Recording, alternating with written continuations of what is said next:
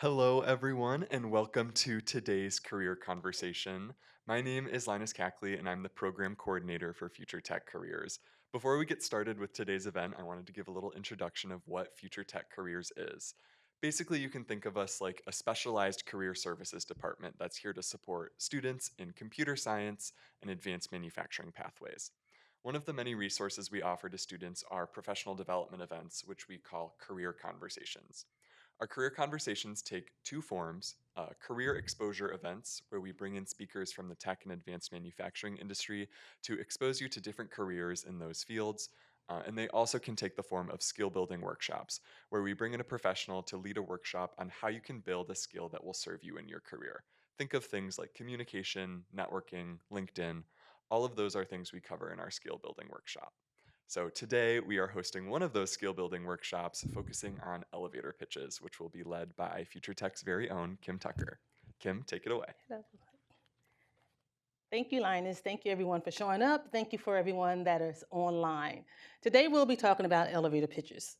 Elevator pitches are a 30 to 60-second summary of who you are, your value, what you study, explains your interests and your goals, and designed to spark a conversation with an employer or an employer, basically.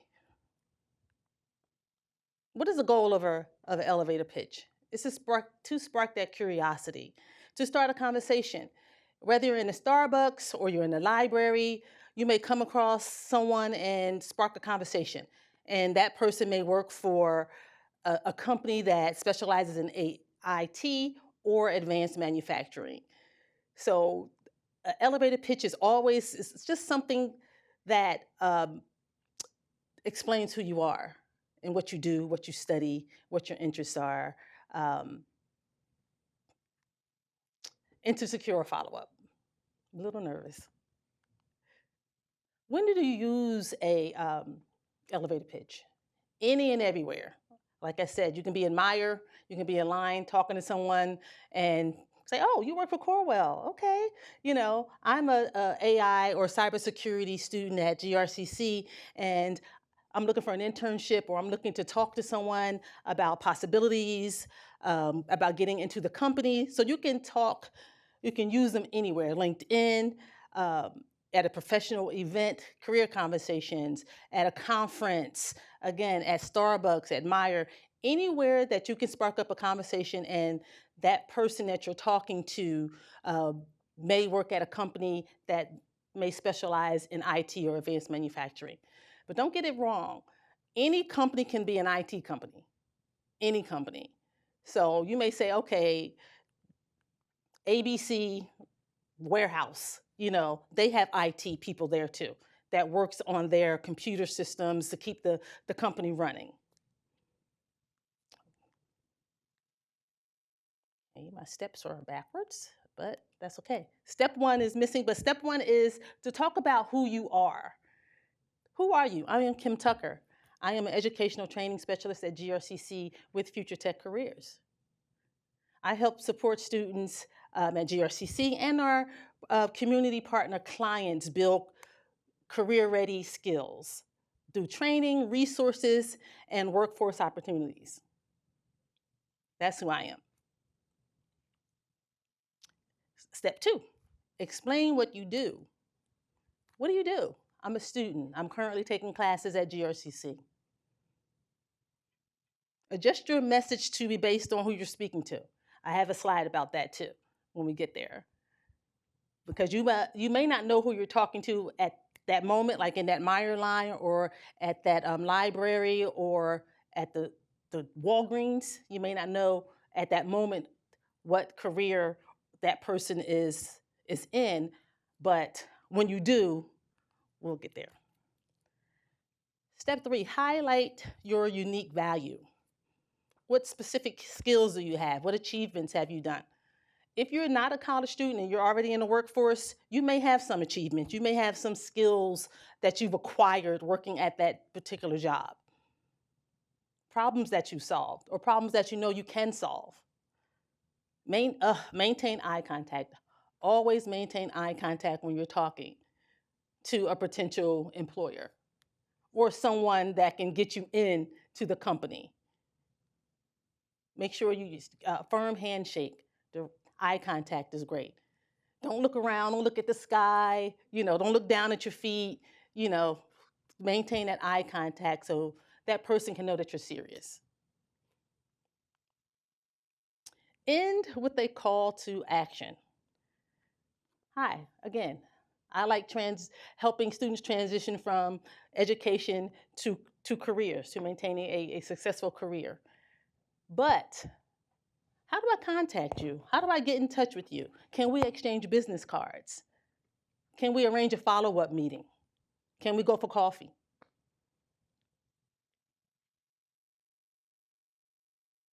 Why does it matter? It helps you to communicate your value quickly and clearly. Create a strong first impression, build confidence when introducing yourselves, help you to network with professionals, and can lead to an internship, jobs, or research opportunities. You should always be prepared when you're going into situations like career fairs, conferences, job fairs, tech events. Just have yourself ready to present yourself in a way that will leave an indelible impression on that employer. Research the companies. Now, if you know there's a career fair coming up, you know that there's a job fair coming up, you know you're going to a tech event, there should be companies listed, possibly, hopefully, on the flyer or somewhere on the internet or somewhere where you can see, well, okay, Meyer will be there, Corwell will be there, I don't know, Walgreens will be there. Do your research on those companies to see exactly where you would fit. Review the list of companies, research the company's industry, mission, specialties, and how your skills would fit into that company. Adjust your elevator pitch to highlight those things. Again, before you go, you already know, like we're having a job fair here next week. And if there's a list of companies that are familiar to you on that list, research that company and adjust your elevator pitch skills, the way you present yourself to those companies to deliver your elevator pitch. Prepare questions at the end for that company, for that person that you're talking to.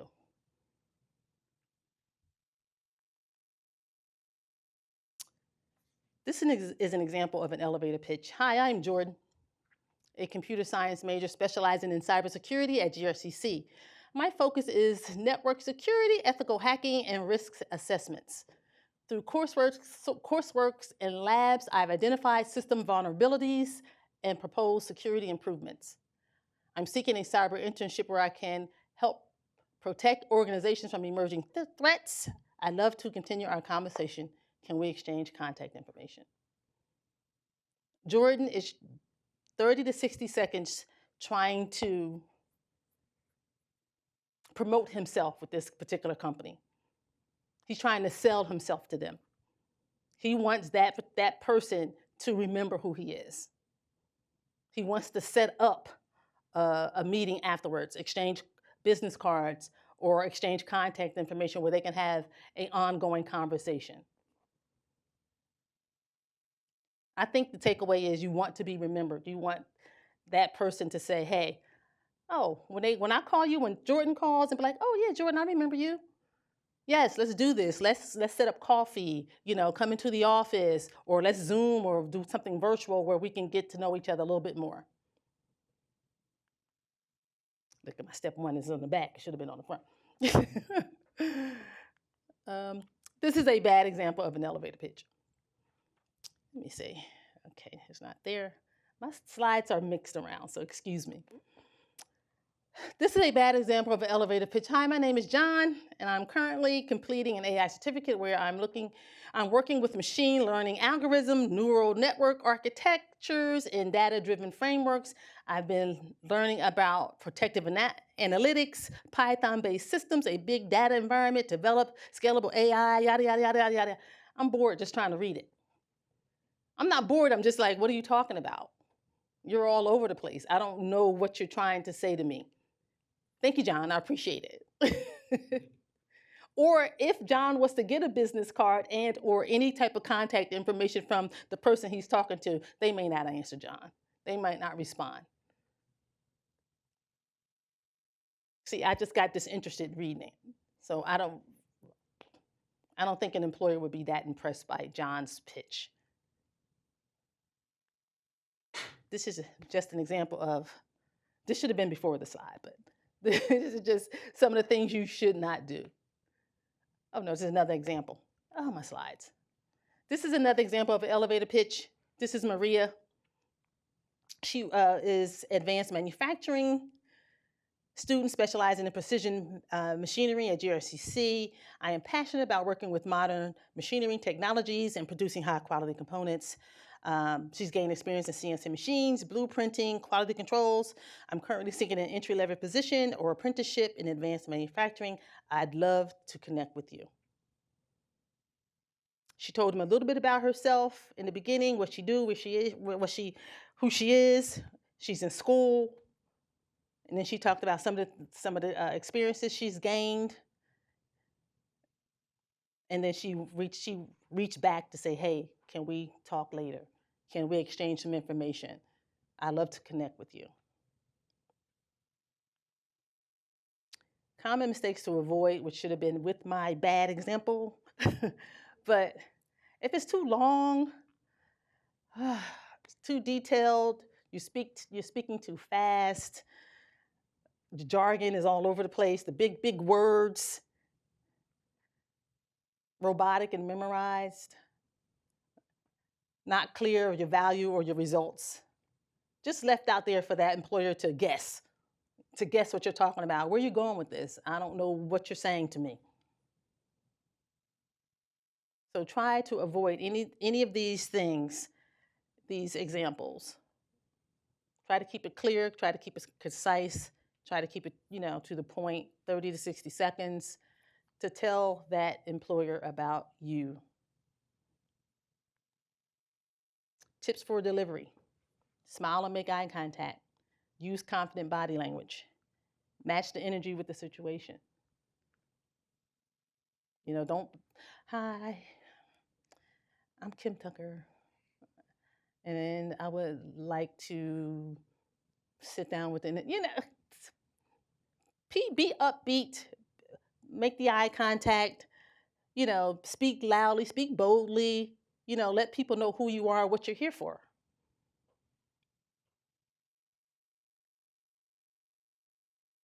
Like that one. Let me go back. For college students, this is basically for college students, but you use it again at career fairs, networking events. Put a version on your LinkedIn in your little summary. Put some skills down if you have them on your LinkedIn. And you can continue refining your experience. The more experience you have, the more skills you can gain. The more skills you can gain, you can not put them all in your elevator pitch, but you'll have something to deliver when you're talking to any of these companies. You'll have some information to deliver.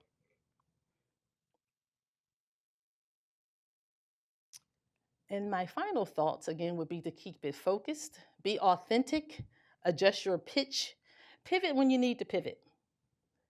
Depends on the company that you're researching or the company you're speaking with. Adjust, move, because everybody is not the same. Everybody doesn't want to hear the same thing. Every company is different. So if you know the companies that are listed on those career fairs or those job conferences or those tech events, adjust your elevator pitch to those particular companies and what you want to say, how you want to present yourself to them. Again, authenticity, make your eye contact, be clear and concise, and keep it brief, 30 to 60 seconds. Don't bore them to death. And that is my spiel about elevator pitches. Thank you all for coming. Thank you who's online. And now it's open for questions. Kim, thank you for such a wonderful presentation. A few housekeeping things now that we're in the Q&A section. If you're in person and you have a question, please raise your hand. I'll bring the microphone to you. That makes sure that everyone on Zoom can hear your question. And then if you're on Zoom and you have a question, please leave a question in the chat and I'll read it aloud so that everyone in the room can hear it. So we have two questions in the chat right away. Kim Consuelo asks, what should a student wear to a job fair? I would say be comfortable. But if you're looking for a job, wear your Sunday's best. Wear your suit, wear your tie, wear your dress, or women can wear suits now as well. Wear your suits. Be presentable. Make sure your hair is brushed or combed. Make sure your clothes are not wrinkled, they're pressed, they're straight. So if you don't have a suit, that's fine. You don't have to wear a suit, but be presentable. A pair of slacks, a shirt, a tie if you have it. Be presentable. Don't go in. I was going to say about the guy that came into the building that last time, came into MTech, but don't wear the sweatpants and the ripped up t-shirts and things like that. Don't do that. Be presentable. Be where if you walked up to an employer, they can say, oh, okay, nice, nice. Now we're just waiting for that person to open their mouth. They look good, but let's just see what's going to come out next. But yes, be presentable. Wear business clothes. Business attire would be nice. Thank you. John doesn't have a question but shares, really like your emphasis on being authentic and keeping it short. So important. And then Pedro has a question. Do you recommend having two or three pitches for different situations? And is shorter better than longer? A minute or less? A minute or less, yes. But yes, different pitches will be. It depends on the company and the situation. I would have different ones because you might have different skills that relate to different companies. So yes, different pitches are fine.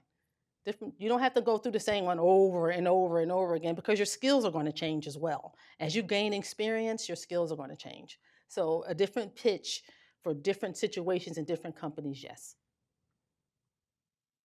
Great, thank you.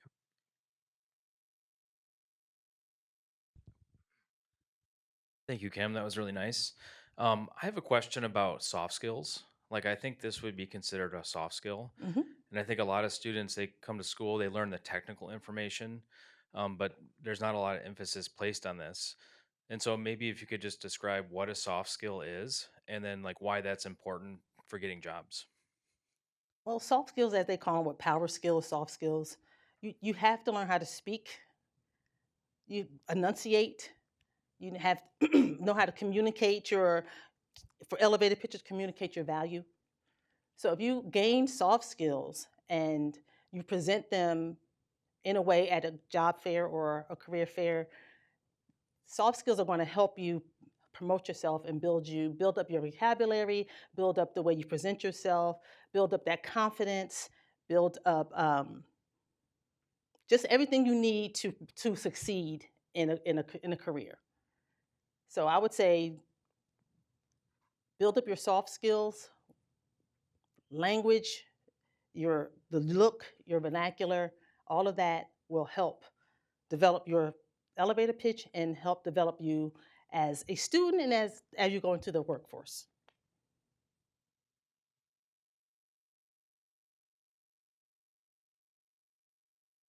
Any more questions?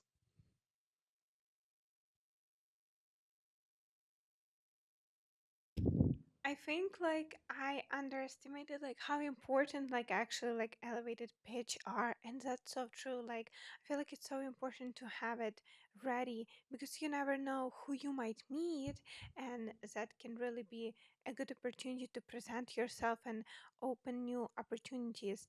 And I feel like it's just such a good awareness for me to like be ready and stuff like that. And just thank you so much for such a great presentation. Oh, thank you, Victoria.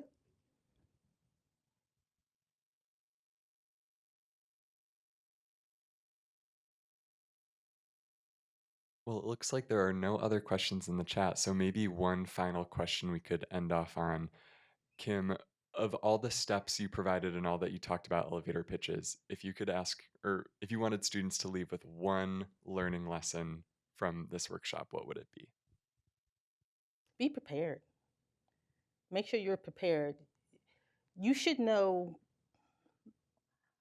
well, maybe not. You should be prepared to have your elevator pitch ready to come out of your mouth at any time, anywhere. Again, whether it be you're going to a job fair, a career fair, whatever it is, you're going to prepare for that because you know it's coming. But when you're in a situation where you're in the store, anything can happen. You're in Starbucks, wherever, anything can happen where you can run into someone and just strike up a conversation about anything. And then it's like, oh, hey, what do you do? So be prepared. Always know your value. Always know of course, you know what you study, but have your skills and everything that you have accomplished somewhere in your mind that if I run into Linus at a store and he's the CEO of Linus Incorporated, and they're an IT company, I'm like, oh, I recognize you. Hi, I'm Kim Tucker. I go to GRCC. I'm studying AI and certificate blah blah blah blah blah. Be prepared. Always be prepared to to express yourself or speak about yourself in 30 to 60 seconds when you're talking to someone that can possibly elevate you um, to an internship or get you in contact with someone that can help you better promote yourself and put you in a situation for higher learning or internships, that type of thing. So always be prepared. Amazing. Thank you so much, Kim. Let's get Thank one you. more round of applause. Before we wrap up today's event, I'll just share a few program updates. Could I steal Oh, that yeah, you clicker? sure can. Thank you. So next week, um, Matthew, remind me what day of the week this is. Monday? Monday is our last career conversation of the semester. I know. Hold back your tears. We're sad it's over too. But if you want to celebrate with us and come to the last career conversation of the semester, it's going to be a great one. Matthew is going to be talking about identifying barriers. So it's going to be in this same room, ATC Auditorium, or on Zoom, 3 to 4 p.m. More information is available on Radar Connect. Now, next up, we have some open internships that are currently recruiting for this summer. So Tech Collaborative is looking to hire four interns for their WordPress design and development internship. And this has a start date of May 4, so I encourage you all to apply as soon as possible. This is really ideal for someone studying web and UX design and development at GRCC or someone who's curious to learn more about WordPress design and development. Next up, Code on Wheels is hiring a tech program assistant. This has a start date of June 1. So does Code on Wheels' second internship they're hiring for, Systems and Data Operations intern. If you're interested in learning more about any of these three internship categories, the job descriptions have been posted on Canvas in our internship opportunities folder. So more information is available there. Next up, as Kim mentioned during the presentation, we have an upcoming job fair at the MTech building. So if you want to practice your elevator pitch or just learn more about employers in the West Michigan area, please, please, please, please come to that. It's going to be next Wednesday, 10 a.m. to 1 p.m. And if you scan this QR code, you can RSVP and learn a little bit more about it.